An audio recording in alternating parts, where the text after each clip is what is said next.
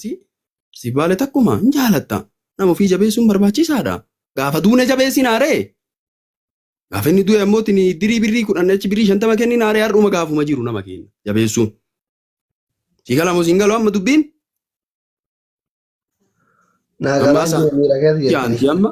Amma saantii achi aantii. Baalee barsi amma ibsi shamanna aaramaa natti aana. Dhugaa si dubbachuu wayya. Eeganaa ammootiin ati ammoo eeganaa achi natti aanta. Akkanaa baratuu beekimee ati amma dhugaa dubbachuu wayya asilii kiyya. Warruma ganda ofii ofitti aansii taatillee yoo taate maal taate ati maal taate? Jaalalli akkuma jiru ta'ee warruma ganda ofii ofitti aansa wal eeganaa kaan itti aansa akkasii barra. Oromoon tokkuma ta'ee amma nu rabbumaaf jecha si jaalannee mi aslii durumaanu bar duroo ta'u FB nama 300 qabu namtichummaan kun akkanatti haasa'u kun jeginummaan isaa kun eessumaa dhufe karaa abbaa kiyyaatiin miira abbaa kiyya jeginaa bakka kun dhiira jedhe kuni Oromoon dhugamaan qabdi jedha wayisi beeka aslii mama maalii ta'e haasa'u akkanatti hidda kana dheeressite hiigalee haasa'u bakka Oromummaa kanaaf jabaa akka jabaa ta'u achirra si arge. Namaan naa dubbisaa dheeni yoo waa miidiyaa kanallee hin beeku FB'dhaan abboo nama kana eessaan argatan jennaan in saafanii bara karaa keessaatii walii saafanii naan jedhanna. Saafaa kaa itti achi jenneen abboo barreessa maaliif beeknan yaaki. Ifee dhiyoo bara siliikii yaaboo nutti golii labeetii.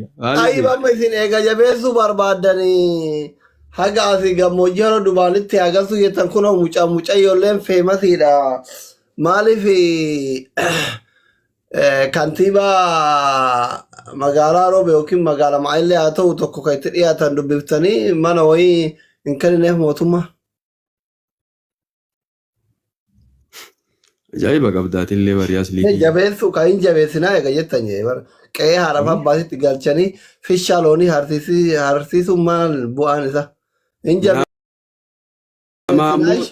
Dhageeffadha amma eega ibsishaan narra isinitti aane akka baalummaatti jabeessuu yoo barbaadan waan wayii lamin ayisaxxam. Ila amma shishiiree afaan qofaan amma asirratti fishannatti aanan maali bu'aan isaa? Shishiiree keessa guddatee ila cakasi shishiiree keessa guddatee martuu dhoqqee madhaa guddate.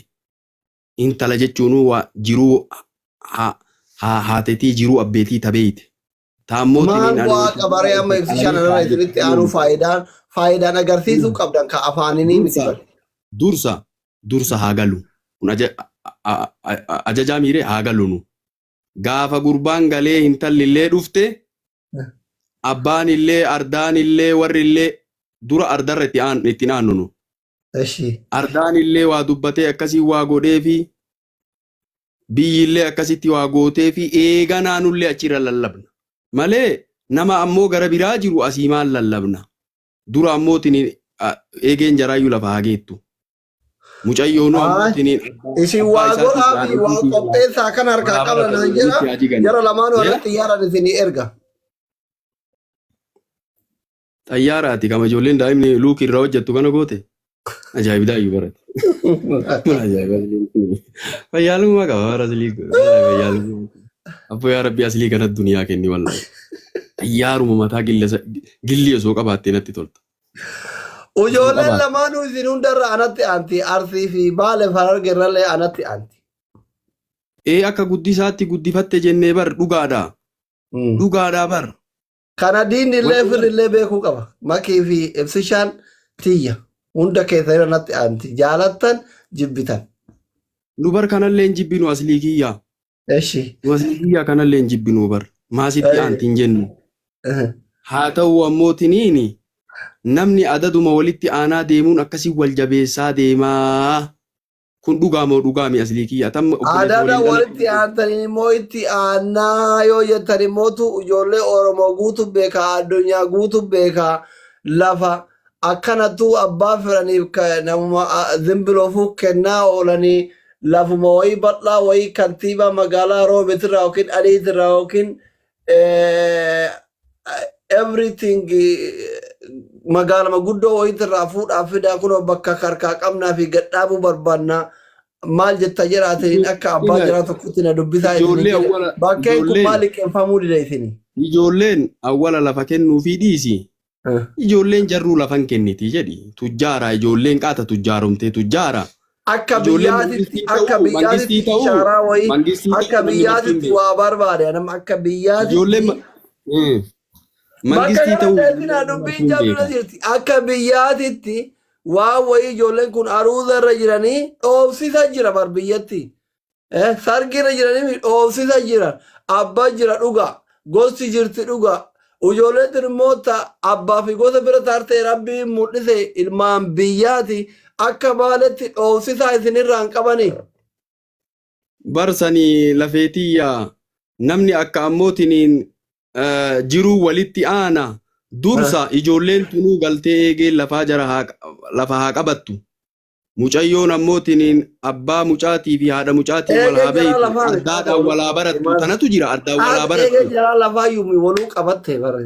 Mataata ishee qabatte. Laa walaa barattu. Addaan walaa barattu. Firaan wal haa barattu. Eega firaan wal baratteetiin hin jette. Firri ammootiin laal ijoolleen aruuzummaa irra jirti. Waan ammootiin mana baya aadaa qabdi Oromoon. Dhoysisaa waan godhuuf hin godhaaf gosti. Achirra waan asafe ammoo nuti ijoollee tana biraa hafnee ardaanuu akkana gootee fi gostuu akkana gootee fi ijoolleen tun biyya galte. Eega biyya galte maa cal'iftanii gaafsan nuun jedhe yoo nu cal'ife. Amma ijoolleenu ganaadha dhugaa aruusummaa. Mucayyoonuu asin dhuf. Abbaanuu walitti hin jiine haadhaan walitti hin jiine firaan waliin baran. Dura akkasii lafeetii haa galtu. Kana wakkanaa miti aslii kiyya maal taate bata yaranaati. Shittan bata yarana. Kasii bara aslii. Amma dubbiin sii galtee? Amma dubbiin sii galte moo siin galle? Naan galle.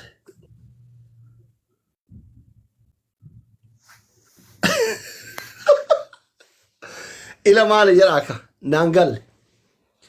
Ijoolleen tuni ilmi bar namni tokko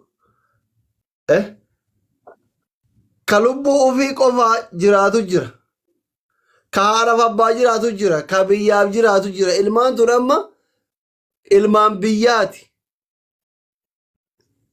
Beekaa wallaala beeka addunyaa guutuu beeka jechuudha ilmaan biyyaati. Amma ibsishaa gisee ati magaalaa kana keessa wajjin gabbaane akka waan na wajji biyya kana waggaa kuran jirutti hundi isaatu ibsishaa nagaa nama hunda beeka jechuudha. Amma nama akkanaa kana qe'ee haadha abbaatitti haa galuu yoo jette. Jenne fakkeenyaaf makiin akkasii inni akkasii galaana gurguddaa lamatu walitti dabalame bahaara. Si galee miti. Amma qe'ee teessanitti galaanni yoo qajeele roobni guddaa wayii roobee fuudheen taruuni. Fuudhee taraanii afachaan na fixachiisa. Ani shari'aan na bira zaayiratu jira. Ijoolleen kun galaana waabee lamatu walitti dabalame. Waabee lama gurguddaa walitti dabalame. Qe'een maan abbaatu osoo ijoolleen tun geette qe'een abbaa sunuu keessummaa jala dubbisuu dhufu hin geettu. Waan wayii mootummaan kennuufii qaba magaalaa roobeeti. Amma isinii galee galu jarri galuuf. Amma dubbiin nuu galte jedhi caqasi kaasee. Baga isinii galte. Ijoolleen tunniin. Achiin deemaa raan amma. Ijoolleen tunniin jarruu mangisti. Mangisti uummata gadhaaba. Maakiin illee mangisti. Ibsaan illee mangistii caalu mangisti. Ijoolleen mangistii lamaanuu. Bootee tanatti deddeebitee mootummaa waa godhuu fi kana. Eega mangistii taate mangistiinuu ammootiin namaayyuu waa godha. Sii galaa. Namaayyuu waa godha. Ijoolleen tuni tiyya jettee natti aanti jettee abbummaadha abbaadhaati. Sii galaa. Sila ammootiin duniyaa ibsishaanillee duniyaan qaba. Maakiinillee waggaa hedduu kana teettee namni leencuma kana makiinaa kanaan warwaateessaa jira namni hin jaalata. Intalli hin jaalatanii. Maali Oromoo teettanii sila? Shuggutii Oromooti yaanii jirtanii jarjarsaa jirtanii maakii kana. Maalii kanaan makiinaa kanaan leenca kanaan si duniyaa santu ammootiin gara biraatti karaa qabame moo maaliif ati ammootiin ijoollee tana akkana birmachuu dandeette mootummaa bira gaayaa mootummaan lafa haa kennuuf ka jettu maali wanni sun xiqqoo siina qabde. Invest haa godhanii. Namni maallaqa qabu bar namni maallaqa qabu mootummaan lafa kenneef invest godha amma walitti gala dubbiin. biyya haa Ijoolleen guddisanii ufis haa mallaqaan guddisanii qabdii lafti haa kennamtuufiidha.